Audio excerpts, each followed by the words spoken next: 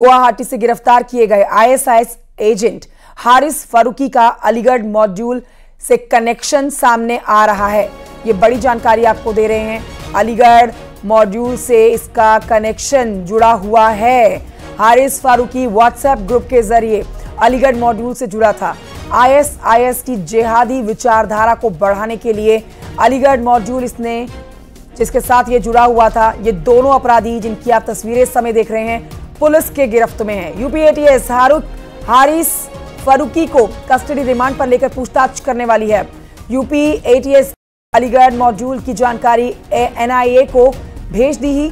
नई दिल्ली से गिरफ्तार रिजवान अशरफ और अशरद वारसी से मिली थी अलीगढ़ मॉड्यूल की जानकारी।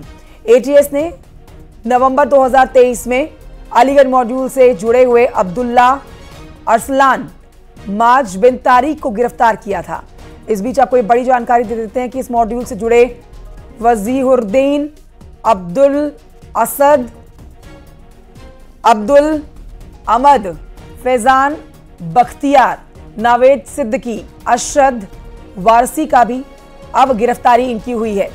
ये बड़ी जानकारी आपको दे रहे हैं। देखिए, 2024 लोकसभा चुनाव से पहले ये गिरफ्तारी बेहद अहम हो जाती है। असम के गुवाहाटी से ये गिरफ्तारी हुई है। आईएसआईएस एजेंट हारिस फारूकी का अलीगढ़ मॉड्यूल से कनेक्शन सामने आ रहा है। यह शख्स और इसका पुलिस की गिरफ्त में है। उत्तराखंड का रहने वाला यह शख्स अब पुलिस के हत्थे चढ़ चुका है। आईएसआईएस एजेंट हारिस फारूकी, जिसका अब अलीगढ़ मॉड्यूल कनेक्शन सामने आ रहा है। हर एक सवाल के जवाब अब तलाशने की इससे कोशिश कर ली गई है। हारिस फारूकी व्हाट्सएप ग्रुप के जरिए अलीगढ़ मॉड्यूल से जुड़ा हुआ था। इस पर और जानकारी हमारे सहयोगी देंगे, लेकिन आपको हम तस्वीरें भी दिखा रहे हैं और ये बड़ी खबर बता रहे हैं कि मॉड्यूल का मकसद जिहादी विचारधारा को बढ़ाना था। जिहादी विचारधारा को बढ़ाने के मकसद से अब ये जो ग्रुप था वो आगे बढ़ रहा था।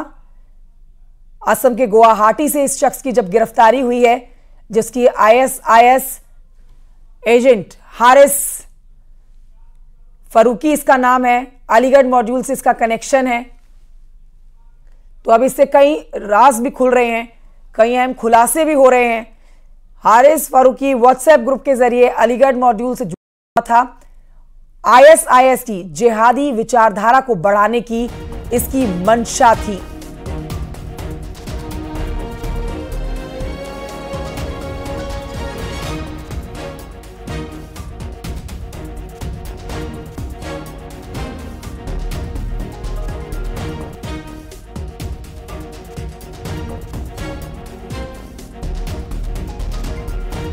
हारिस है। यूपी एटीएस हारिस फारूकी को कस्टडी रिमांड में अब लेकर पूछताछ करने वाली है। ऋषभ मणि और जानकारी देंगे इस खबर पर। ऋषभ मणि, ये पूरी खबर विस्तार से बताइए। ये बहुत अहम गिरफ्तारियां हैं क्योंकि 2024 लोकसभा चुनाव, उससे पहले आईएसआईएस एजेंट हारिस फारूकी का अब अलीगढ़ मॉड्यूल से कनेक्शन कई बड़े खुलासे करने वाला है आगे। ये क्या क्या अब तक जानकारी मिली है इससे पूछताछ में? देखिए, गुवाहाटी पुलिस ने ये गिरफ्तारी की है। आईएसआईएस का इंडिया हेड बताया जा रहा है हारिस फारूकी, और इसके एक साथी को गिरफ्तार किया गया है।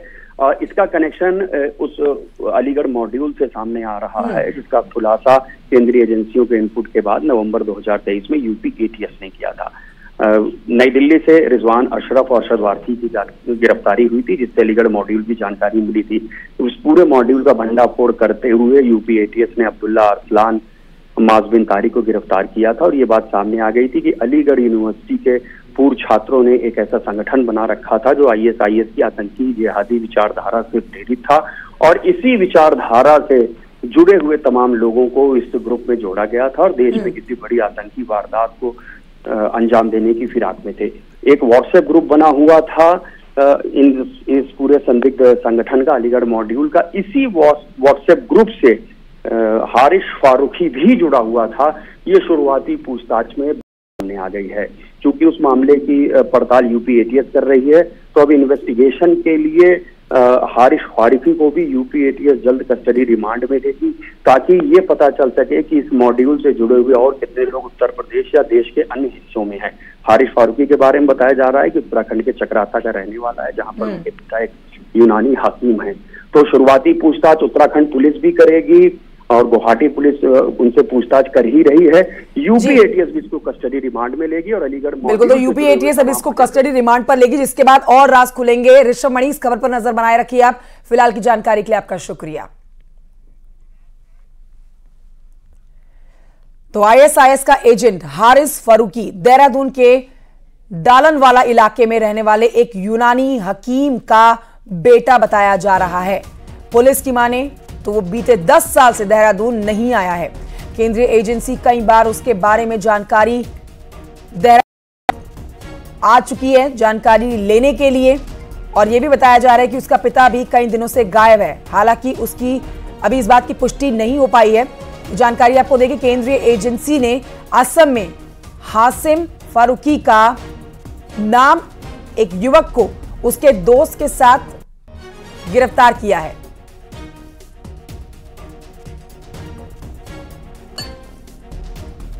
तो ये शख्स जिसकी अब गिरफ्तारी हुई है गुवाहाटी से, आप जानिए कि ये उत्तराखंड का रहने वाला है।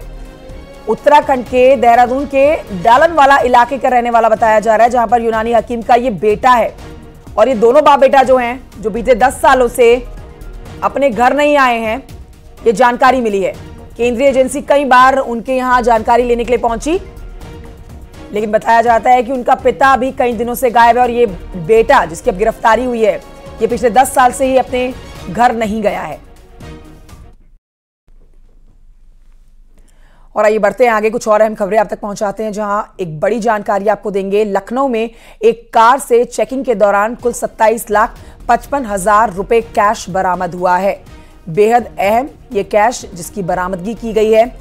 इंटोजा टोल प्लाजा पर चेकिंग के दौरान स्विफ्ट डिजायर गाड़ी जिसमें ये कैश बरामद हुआ है। तस्वीरें भी आप देख रहे हैं कैश की। 27,55,000 रुपए का कैश नागपुर के कपिल आहूजा का बताया जा रहा है, और ये पुलिस ने पैसे जब्त कर लिए हैं, क्योंकि जानकारी देनी होगी। इतने पैसे गाड़ी में लेकर जा रहे हैं, क्या वजह है, शायद जानकारी नहीं दे पाए हैं, और इसी वजह से कैश अब पुलिस ने जब्त कर लिया है।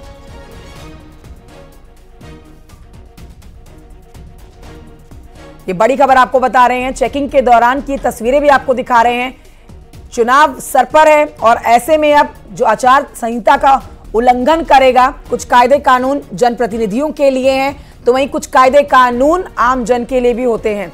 अब इतना कैश गाड़ी में रखा है, कहां लेकर जा रहे थे, किस काम के लिए इस्तेमाल करने वाले थे, अब इन सवालों के जवाब अगर नहीं दे पाते हैं तो ये पैसे जो हैं, ये रुपए जो हैं, वो जब्त कर लिए जाते हैं। और यही जानकारी मिल रही है, 27,55,000 रुपए ये कैश जो बरामद हुआ है, इसे जब्त कर लिया गया है। स्विफ्ट डिजायर कार जिसमें ये कैश बरामद हुआ, नागपुर के कपिल आहूजा से बरामद 27,55,000 रुपए का ये कैश पुलिस ने जब्त कर लिया है। ऋषभ मणि और जानकारी देंगे। ऋषभ मणि, ये कैश जब्त कर लिया गया है, क्या ऐसी जानकारी मिल पा रही है, क्या चुनाव के मद्देनजर इस पैसे का इस्तेमाल होने वाला था?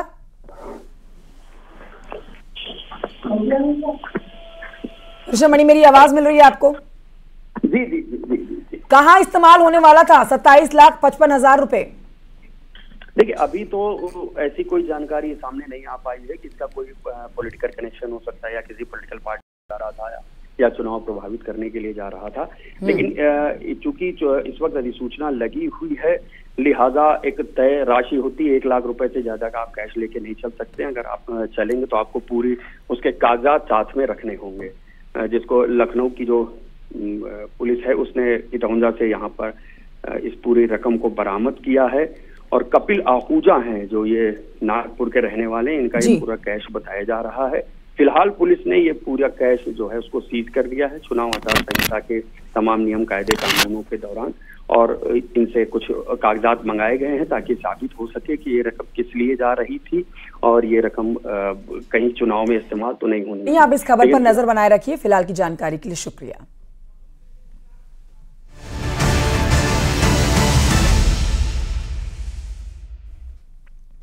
बदायूं में 2 मासूमों की बेरहमी से हत्या के मामले में दोनों मासूम बच्चों की पोस्टमार्टम रिपोर्ट आ गई है।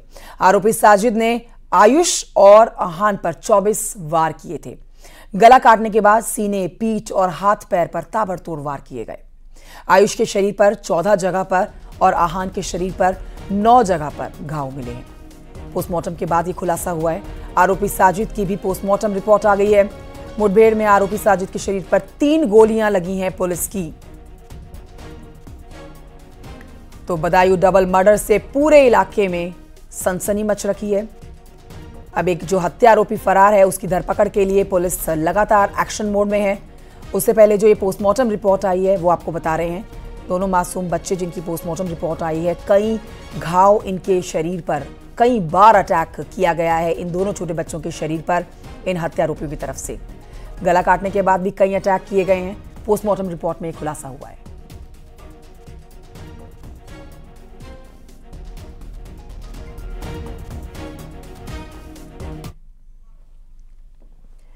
तो बदायूं डबल मर्डर मामले में दूसरे आरोपी जावेद की तलाश अब तेज हो गई है। यूपी पुलिस ने आरोपी जावेद पर 25,000 रुपए का इनाम घोषित किया है और पुलिस की टीम लगातार दबिश दे रही है। 4 टीमें बनाई गई है इसकी धरपकड़ के लिए। करीबियों के घर पर जाकर भी पूछताछ कर रही है पुलिस। एक आरोपी साजिद, जिसको एनकाउंटर में ढेर किया गया है, साजिद के एनकाउंटर की मजिस्ट्रियल जांच के आदेश दिए गए हैं। 15 दिन के अंदर जांच करने के निर्देश दे दिए गए हैं और मासूम बच्चों की हत्या के बाद अब पुलिस ने इस वारदात के 3 घंटे के अंदर ही आरोपी साजिद को जो एनकाउंटर में ढेर किया है उसमें 15 दिन के अंदर जवाब देना होगा। ये पूरी खबर आपको एक बार फिर से बता देते हैं। 19 मार्च की शाम मंडी समिति पुलिस चौकी के पास में बाबा कॉलोनी है, जहां पर विनोद कुमार के 2 बच्चों की गला रेतकर हत्या कर दी गई। निर्मम हत्या बच्चों की गई है। 3 बच्चों के ऊपर अटैक किया गया था। एक बच्चे ने जान बचा ली अपनी, भाग निकला इस हत्याकांड से, लेकिन 2 बच्चों की ऑन स्पॉट डेथ होगी, जिसके बाद पूरे इलाके में बवाल मच गया।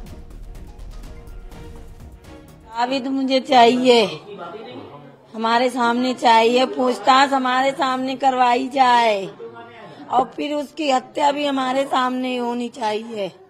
जब तक उसे सामने नहीं देखेंगे तब तक हम कुछ नहीं है। हमारे बच्चे काटे तड़पा तड़पा के मारे, भगा भगा के, वैसे मुझे चाहिए, मुझे वो भी। 2 दिन पहले 2 मासूमों की मौत इसी घर में हुई थी। ये बच्चों के पिता का घर है। यहाँ अभी फोर्स तैनात है, यहाँ महिला कांस्टेबल तैनात है और वहीं पीछे जो है पुलिसकर्मी इधर तैनात हैं। इस मामले में अभी तक जो कल दिन में पोस्टमार्टम दोनों बच्चों का हुआ था और उसमें पोस्टमार्टम रिपोर्ट में दोनों बच्चों के ऊपर कई वार किए गए थे। आयुष और अहान पर बहुत सारे वार चाकुओं से किए गए थे। वहीं इस मामले में पुलिस ने जब साजिद का एनकाउंटर किया तो उसके अंदर 3 गोली लगी हुई पाई गई। वहीं इस मामले में नामजद आरोपी जावेद अभी फरार है। उस पर पुलिस ने 25,000 का इनाम घोषित किया हुआ है। पुलिस की 4 टीमें लगातार प्रयास कर रही हैं। इस मामले में आपको बता दूं, सर्विलांस और एसओजी टीम भी लगी हुई है। चित्तरंजन सिंह, न्यूज़ 18, बदायूं।